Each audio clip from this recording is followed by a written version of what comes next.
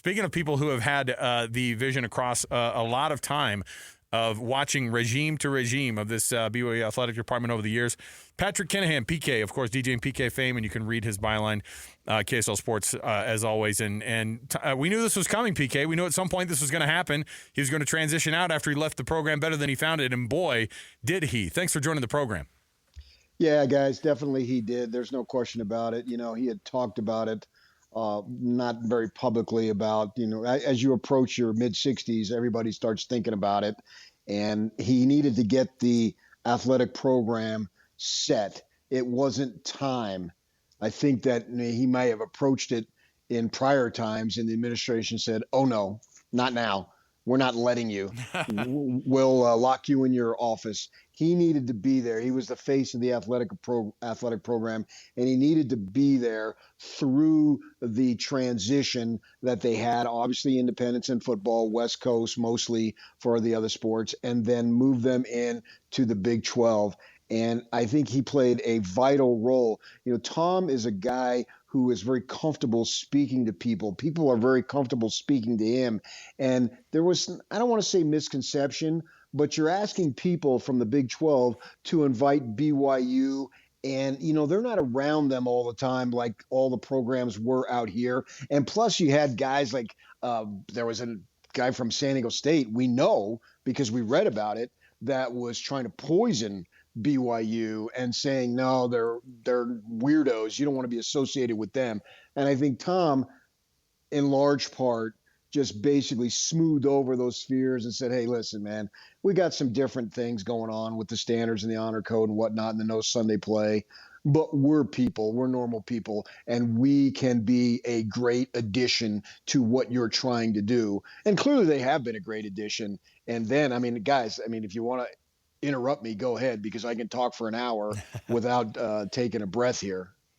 Well, we were just talking about this and all the things of all the things that he's going to be known for, and you know, you kind of list them off, and obviously it's easy to go, well, navigating independence was a difficult route, and it was a wild thing for them to have to go through, and it seemed like that there was no end in sight, but he just kept grinding and kept those relationships up.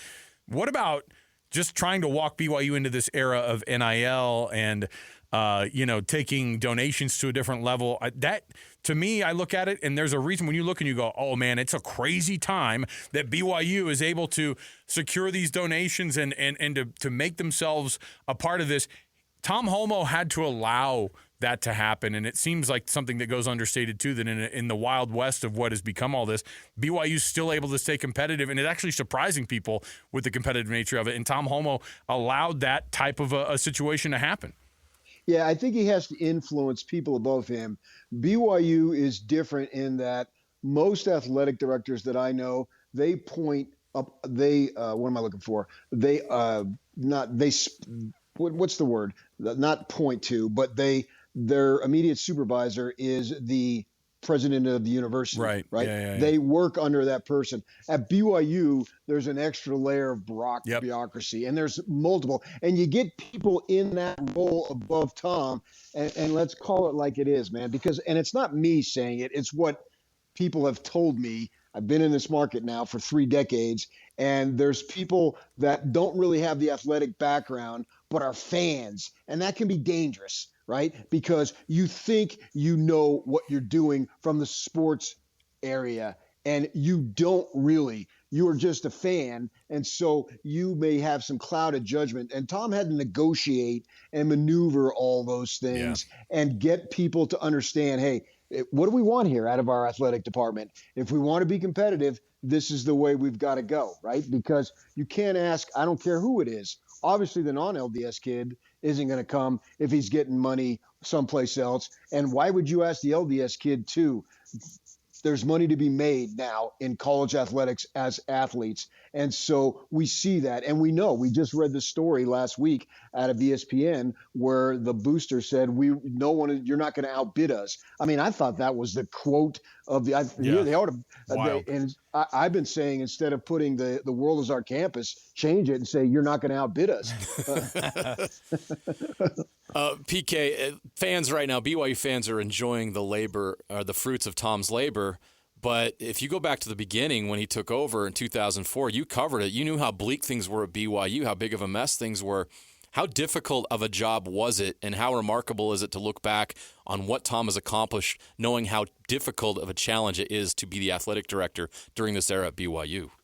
Well, yeah, obviously the football coach was let go. The athletic director was let go. They had a bunch of off the field problems that were extremely embarrassing to BYU and what BYU stands for and its sponsoring institution, the Latter-day Saint Church. And Tom, he didn't have, there was another guy, there was two guys there. He didn't have the administrative experience that the other guy had.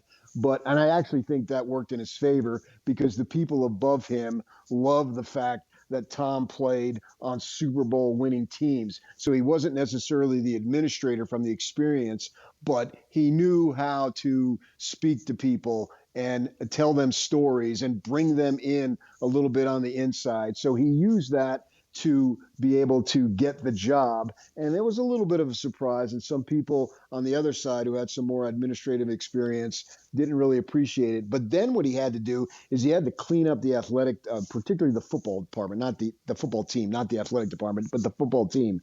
And they had decided, the way I heard it, is they had decided on someone else to take over for Gary Croton, to the point where they had people, ex-BYU players who in the NFL, and I know this is an absolute fact because I've seen it, that they cut basically testimonials that they were going to play at the hiring.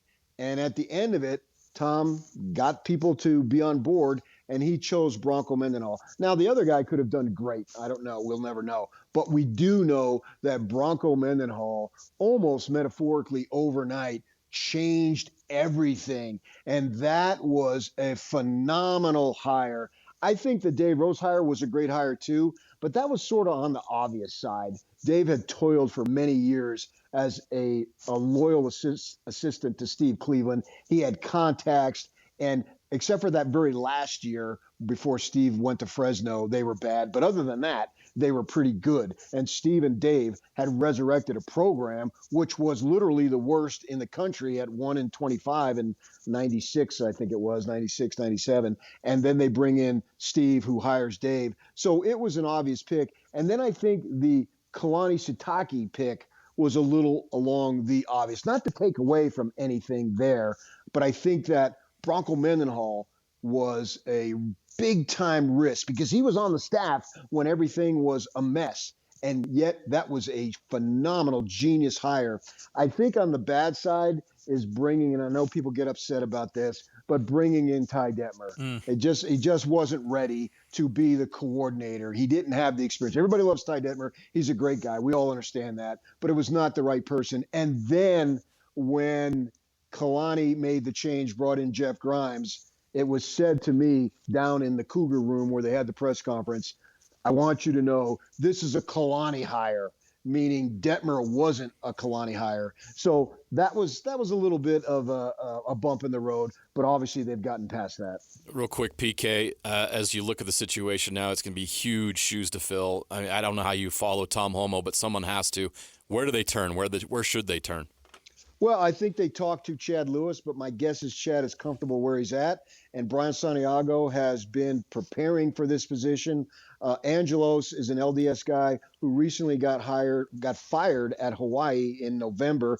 But I've already been working on this today and heard that Angelos is a great candidate. He just wanted to build the stadium. Aloha Stadium got condemned and all that. And he not only wanted to build the stadium, he wanted to build a complex, a shopping area, a restaurant. Restaurants. You know how they do now with stadiums? They're not just standalone stadiums. They're all this other stuff. And apparently that rubs some people wrong. So I think they need to talk to him and consider him seriously too.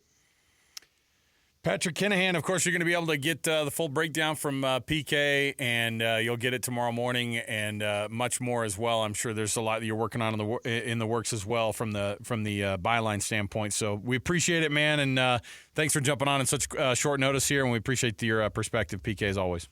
Okay, thank you. There you go, Patrick Kinahan.